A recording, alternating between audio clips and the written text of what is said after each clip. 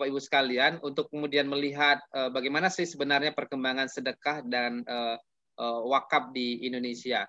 Nah, kita akan lihat dulu ya bagaimana dari sisi penghimpunan di Indonesia. Mana yang lebih banyak kira-kira antara sedekah atau zakat kira-kira. Ini penting kita untuk melihat.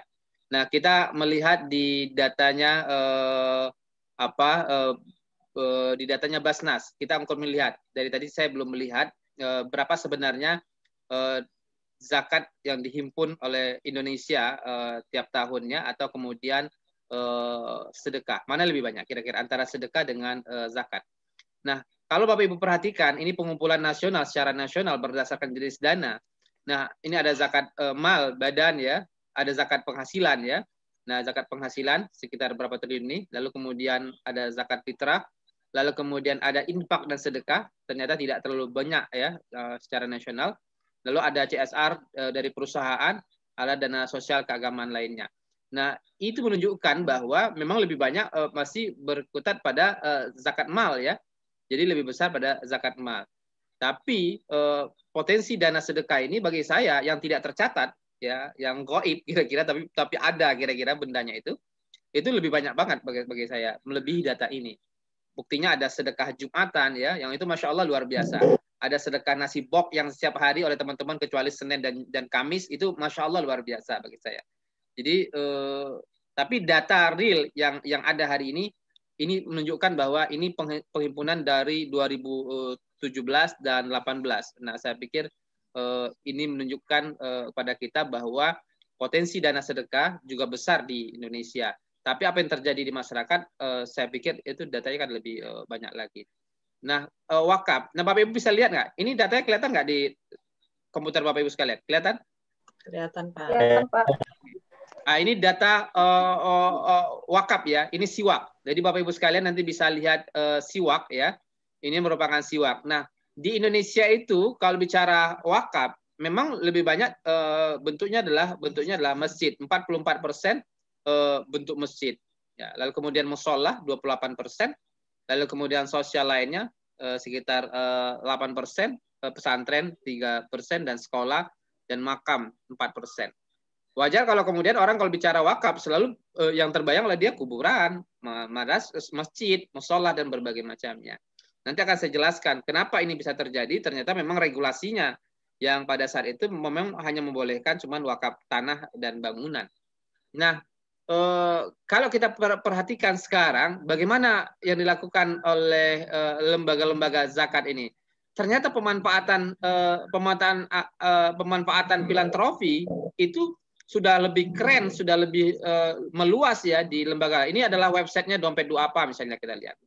Di Dompet Duafa coba kita perhatikan, di situ ada pemanfaatan pendidikan ya, Masya Allah luar biasa banyaknya. Dia studi etos dan berbagai macamnya. Ada ekonomi ya, dan kemudian ada kesehatan. Nah ini Masya Allah luar biasa ya. Jadi ini adalah bagian kesehatan. Nah bagaimana kemudian ke Dompet Duafa menghimpun dana filantropi ya, dimanfaatkan untuk rumah sakit sehat terpadu yang di Parung, lalu kemudian rumah sakit mata ini yang tadi dijelaskan oleh pemakalah juga di wakaf, memang awalnya adalah punya Badan Wakaf Indonesia, tapi kemudian kerjasama ya. Kemudian ada rumah sakit Lancang Kuning, Saida dan berbagai macamnya. Dan ini sosial budaya berkembang tidak hanya 3, pendidikan, ekonomi, kesehatan, tapi juga sudah berkembang pada sosial budaya. Dan dai juga ini menjadi menarik nih, dai Nusantara bermacamnya. Nah, bagi saya itu Dompet Duafa. Nah, bagaimana kemudian di rumah zakat? Nah, rumah zakat ini menjadi menarik juga bagi saya. Ini kreatif juga bagaimana kemudian peran lembaga dalam filantropi ini menjadi menarik bagi saya. Nah, zakat itu ada banyak sekali, semuanya terhimpun di sini. Ada infak. Nah, kita bicara ada zakat, ada infak yang berbentuk sedekah. Nah, ini luar biasa. Infak beasiswa anak juara, infak yatim, ya, infak sedekah air bersih, ya, dan ini Masya Allah luar biasa.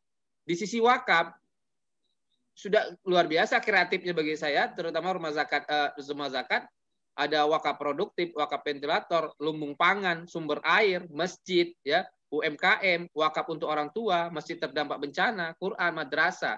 Itu menunjukkan bahwa inovasi wakaf dilakukan oleh lembaga-lembaga filantropi di Indonesia itu masya Allah luar biasa, cukup menarik dan cukup berkembang.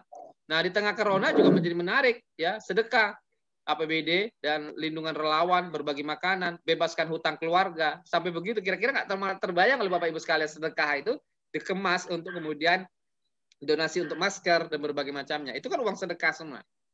Lalu kemudian super kurban, oke. Lalu kemudian yang menarik bagi saya adalah program lain seperti program desa dan berbagai macamnya. Ini kan bagian daripada pemanfaatan filantropi bagi saya. Jadi masya Allah luar biasa ya. Jadi sudah cukup berkembang komplit bagi saya. Nah kita lihat Badan Wakaf Indonesia. Nah Badan Wakaf Indonesia ini menjadi menarik bagi saya. Tapi kalau kita buka website Badan Wakaf Indonesia, dari data wakaf itu cuma kelihatan baru data wakaf tanah bagi saya. Dan ini memang kelemahan teman-teman di pengelola wakaf ya. Memang akses datanya agak sulit dibandingkan teman-teman di luar negeri yang gampang kita akses terus. Nah ini ingin mengatakan tadi betul ya, dari sisi luas tanah wakaf, saya dulu ketika S3 dulu pernah melakukan riset, memang tanah wakaf kita itu luas sekali. Dari Sabang sampai Merauke itu bisa dibuat luasnya 2 kali Jakarta. Artinya bisa 2 kali negara Singapura kira-kira gitu. Tapi persoalannya tanah wakaf itu produktif atau tidak kira-kira gitu kan? Atau layahya walayamutu, tidak bermutu karena nggak punya biaya untuk mengelolanya. Atau kemudian ya itu tadi ya kan? Karena wakaf itu begini Bapak Ibu sekalian, dijual sana nggak laku, dijual sini nggak laku, akhirnya apa? Wakafin aja deh kira-kira gitu. Nah ini berbeda dengan Umar bin Khattab kira-kira yang mengatakan pada Rasulullah, ya Rasulullah, Anda punya tanah Rasulullah di Khaybar Rasulullah. Tanah ini tanah luar biasa Rasulullah. Harganya kalau dijual mahal banget Rasulullah. Gimana Rasulullah kalau Anda wakafin? Kata Rasulullah, baik Umar. Tapi 3 ya syaratnya ya. La tuba'u, jangan kau jual, wala turasu, jangan kau wariskan, wala tuhabu, jangan kau hibahkan. Dan itu pantangan dan wakaf. Jadi ini berbeda kira-kira. Jadi kalau di sisi tanah banyak luas Bapak Ibu. Kalau di sisi nazir gimana Pak Indra? Betul Pak Iwan mengatakan tadi bahwa nazir Indonesia itu nazir terbanyak di dunia. Ya ada sisi nazir. Jadi ini masya Allah luar biasa. Satu modal utama dalam pengembangan wakaf di Indonesia bagi saya. Nah, saya pikir itu informasi sekilas tentang perkembangan ya bagi saya dari sisi dua sisi ini, sedekah dengan wakaf ya. Nah, kalau kita katakan wakaf itu apa? Wakaf itu ya bagian daripada sedekah. Tapi nanti kita akan lihat bagaimana perbedaan di antara sedekah dan wakaf. Nah, silakan Bapak Ibu sekalian, silakan lanjutkan. Baik.